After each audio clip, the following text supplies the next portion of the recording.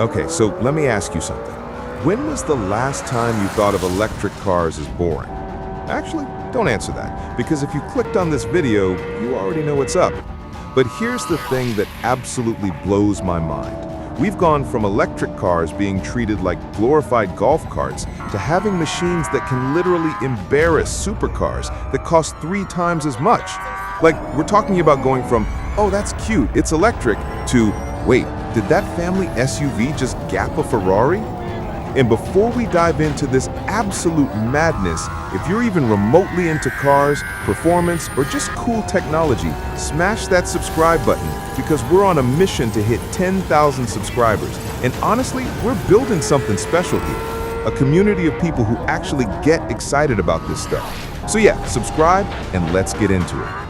Now, I've spent way too much time putting together this list, and I'm genuinely excited to share it with you because some of these cars are just, they're unhinged, like proper mental.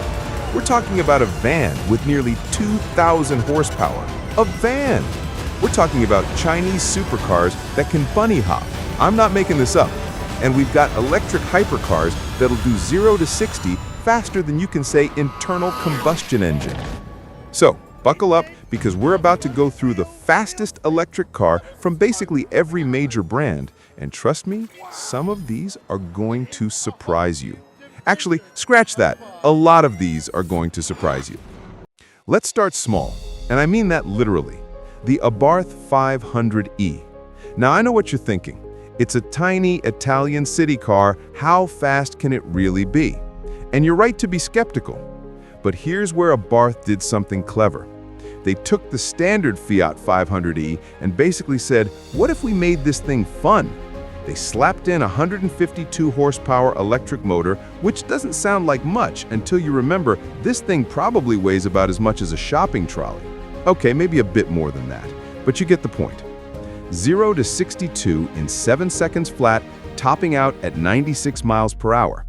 Now, the really interesting bit is they fitted it with a sound generator. Yes, you heard that right. It makes fake engine noises. And before you roll your eyes, think about it. Part of the driving experience is the sound, right? It's theater. And Abarth knows this. They've always been about making small cars feel special. And honestly, I respect the commitment to the bit. Now, let's jump to something completely different. The Audi RS e-tron GT performance. This is where things start getting serious. Audi recently gave this thing a massive upgrade. And when I say massive, I mean they turned it into a 912 horsepower monster. That's not a typo, 912 horsepower. That makes it the most powerful car Audi has ever made. Ever. Think about that for a second. A company that's been making cars for over a century, that's made countless performance vehicles, and this is their most powerful creation? 0 to 62 in 2.5 seconds. That's genuinely hypercar territory. And it tops out at a limited 155 miles per hour. Now, why did they limit it?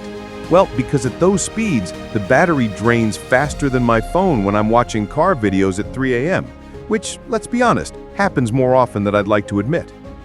But here's where it gets weird. You ready for this? BMW's fastest electric car. Guess what it is? The i4 M50? Nope. The i5 M60? Wrong again. It's the i7 M70. A luxury saloon, a big, heavy executive barge designed to cosset you in leather and technology. And somehow, that's their fastest EV. 654 horsepower, 0 to 62 in 3.7 seconds, top speed of 155. BMW basically said, you know what? Forget the sports cars. Let's make the chairman's limousine faster than everything else. And honestly, that's hilarious. Imagine pulling up to a track day in what looks like your dad's company car and then proceeding to walk everyone. The psychological damage alone would be worth it. Or possibly a psychiatrist. That's living the dream right there. Now let's talk BYD. If you're not familiar, BYD is a Chinese company that's been making waves in the affordable EV market. Practical cars, efficient cars, the kind of thing you'd recommend to your friend who just wants something reliable for the daily commute.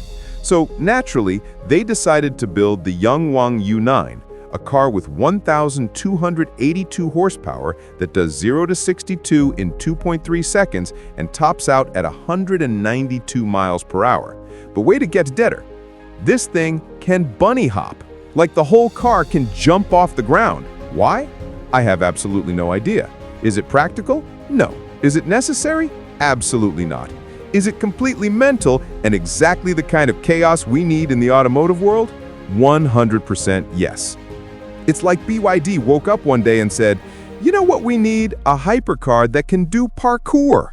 And then they actually built it. The engineers must have had the time of their lives with that project. Can you imagine that meeting?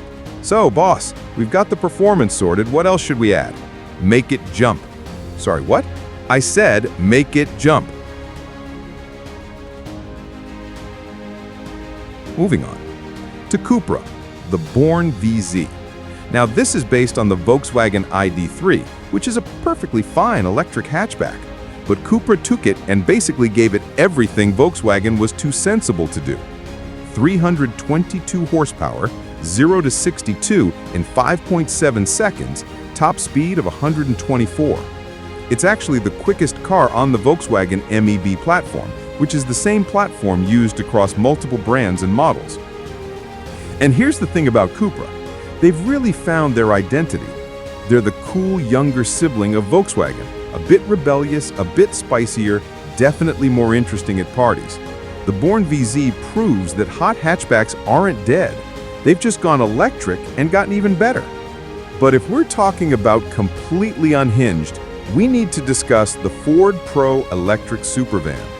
1,973 horsepower in a van. Ford looked at the concept of a work vehicle and said, what if we made it faster than a Bugatti? 0 to 60 in under 2 seconds. Under 2 seconds in something designed to carry cargo. This thing was built to tackle Pikes Peak, one of the most challenging hill climbs in the world, and it's faster than basically every hypercar on this list. The only downside? You can't actually buy one, which is probably for the best because can you imagine the insurance premiums? Yeah, hi, I'd like to insure my van. Yeah, sure, what kind of van? It's got nearly 2,000 horsepower and does 0 to 60 faster than your database can process. Then there's the GMC Hummer EV. 1,000 horsepower, 0 to 62 in 3.3 seconds, and a curb weight of 4,111 kilograms. That's over 4 tons. 4 tons! It weighs more than 2 regular cars combined. How? Well, it's got a 212 kilowatt-hour battery pack. That's not a battery, that's a small power station on wheels. The Hummer EV is like the automotive equivalent of bringing a tank to a knife fight. It's excessive, it's unnecessary, and it's absolutely brilliant for all the wrong reasons. Americans really saw electric vehicles and thought, that's great, but what if we made it the size of a small house? Now Hyundai, the Ioniq 5N. 641 horsepower, 0 to 62 in 3.4 seconds, top speed of 161. But here's what makes this special. It's actually fun. Hyundai didn't just make it fast, they made it engaging. It's got a fake gearbox, fake exhaust notes, and before you scoff, drive one. Seriously, it's one of the most entertaining EVs you can buy and is genuinely challenging the Porsche Taycan for the title of Most Fun Electric Car. The Ioniq 5N proves that Hyundai isn't playing around anymore. They've gone from making reliable but boring family cars to producing legitimate performance machines that enthusiasts actually want, and at a fraction of the price of its German competitors. Jaguar made the I-Pace eTrophy, a racing version of their I-Pace SUV. 395 horsepower, 0 to 62 in 4.5 seconds. They created an entire racing series around it. Now, Jaguar's future is uncertain with their recent rebranding, but the I-Pace eTrophy showed they understood how to make electric performance work on the track. Kia took the family-friendly EV6 and created the GT version. 576 horsepower, 0 to 62 in 3.5 seconds, top speed of 160. But here's the best bit. It's got a drift mode. Kia put a drift mode in a family SUV. They looked at sensible transportation and said, but what if we let them do skids? The EV6 GT proves that you can have your cake and eat it too. Practical family car during the week, hooligan machine on the weekend. That's the dream, right? Now we need to talk about Lotus, the Evija. 2011 horsepower, 0 to 60 in 2.8 seconds, top speed of 218 miles per hour. This is Lotus going absolutely nuclear. A company famous for lightweight sports cars built a hypercar with over 2,000 horsepower. It's like they took their simplify and add lightness philosophy and threw it out the window, then reversed over it a few more times. The Evija is limited production, absurdly expensive, and completely impractical, and it's glorious. It's Lotus saying, we might be owned by a Chinese company now, but we haven't forgotten how to build something absolutely mental. Maserati Gran Turismo Folgore. Now here's something interesting. It's designed to produce up to 1,200 horsepower, but it's currently limited to 750 because the battery can't handle the flow rates yet. Can you imagine? They've built a car so powerful that the technology hasn't caught up with their ambitions. It's like bringing a gun to a fight but realizing you haven't invented bullets powerful enough yet. Even at its limited output, it'll do 0 to 62 in 2.2 seconds and top out at 202 miles per hour. That's probably fast. That's Maserati saying, we might have our issues, but we can still build something that'll rearrange your face. Mercedes-AMG EQE 53. 617 horsepower as standard, but add the Dynamic Plus package and you get 677 horses, 0 to 62 in 3.2 seconds, top speed of 137. Mercedes doing what Mercedes does best, taking a luxury salon and making it ridiculously fast while keeping it comfortable enough for your daily commute.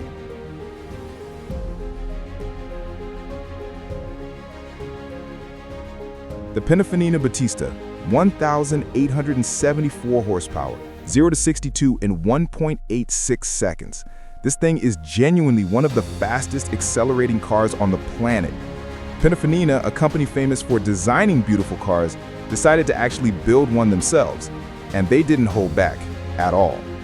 It uses the same powertrain as the Rimac Nevera, which we'll get to in a minute, but it's wrapped in absolutely stunning Italian design. It's the automotive equivalent of a supermodel who also happens to be a cage fighter. Porsche Taycan GT, 1,093 horsepower, 0 to 62 in 2.2 seconds with the YSAC package, which strips out the rear seats, speakers, and basically anything that isn't essential.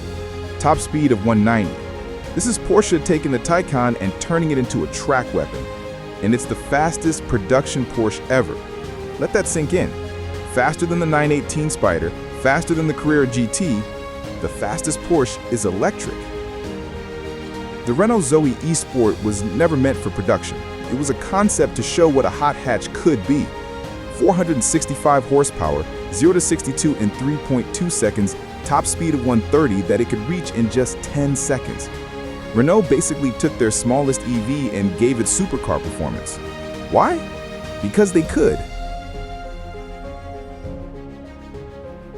And now, the big one, the Rimac Nevera. 1,914 horsepower, 0 to 62 in 1.72 seconds. It can hit 200 miles per hour in 10.8 seconds. Read that again, 200 miles per hour in less than 11 seconds from a standstill. Rimac went from a small Croatian startup to co-owning Bugatti. The Nevera is their statement to the automotive world, we're here, we're serious, and we're redefining what's possible. This isn't just fast, this is rewriting the physics textbook fast. Rivian R1T and R1S, a pickup truck and an SUV, both available with a quad motor setup, producing 1,010 horsepower, 0 to 62 in 2.5 seconds in a pickup truck, built for off-roading. Limited to 110 miles per hour because it's designed for trails, not top speed runs. Rivian took the American love of trucks and supercharged it, literally. Tesla Model S Plaid, 1,020 horsepower, 0 to 62 in 1.9 seconds, top speed of 160. When this came out, it was the fastest accelerating production car you could buy, and it seats 5 adults comfortably, has a massive boot, and you can use it as a daily driver. Tesla basically made ludicrous speed accessible. Well, relatively accessible. It's still expensive, but not hypercar expensive. The Plaid is Tesla doing what Tesla does, pushing boundaries and making everyone else play catch-up. And finally, the Volkswagen ID R, a pure racing car, 670 horsepower, weighing just over 1,000 kilograms, 0 to 62 in 2.2 seconds, top speed of 170. This thing holds multiple EV lap records, including the Nürburgring and Pikes Peak. It's not road legal, it's not practical, it's just pure speed and engineering excellence. Volkswagen proved that electric racing cars can be just as exciting, just as challenging, and just as fast as their combustion engine counterparts. So there you have it. From tiny Italian hot hatches to Croatian hypercars that break the laws of physics, from Chinese supercars that can bunny hop to American pickup trucks that'll outrun Ferraris. The electric car landscape has changed so dramatically in such a short time that it's honestly hard to keep up. And here's what really gets me excited. This is just the beginning. The technology is only going to get better. Batteries are getting lighter, more energy dense, faster charging. Motors are becoming more efficient and more powerful. The cars we've talked about today, in 10 years, they might seem slow. That's insane to think about. We've gone from electric cars being seen as compromises to them being the absolute pinnacle of performance.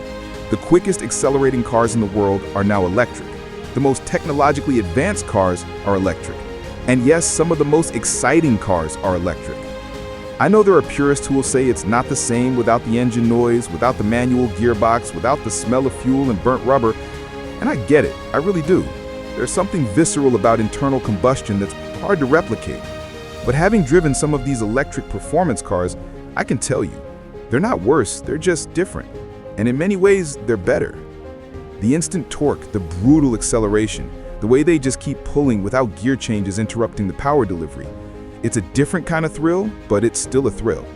And companies like Hyundai with the Ioniq 5N are proving that you can add theater and engagement to electric cars if you're creative about it. What's your take on all this? Are you excited about electric performance cars, or do you think something essential is lost without the combustion engine? Drop a comment below because I genuinely want to know what you think.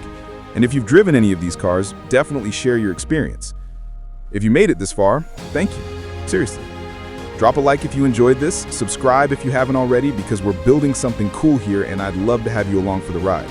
We're pushing for 10,000 subscribers and every single one matters. And here's a question for you to think about. If you could have any one